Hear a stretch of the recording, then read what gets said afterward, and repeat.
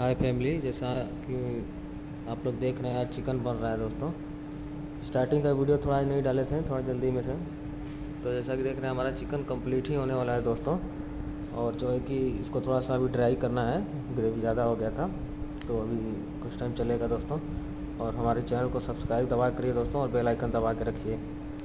तो जैसा कि देख रहे हैं हमारा चिकन अब ड्राई हो रहा है दोस्तों। जैसा कि अब खाने के लिए एकदम एक नंबर लहकर ज़बरदस्त बना है दोस्तों। तो कमेंट करके बताइए कैसा बना है, ताकि आगे नेक्स्ट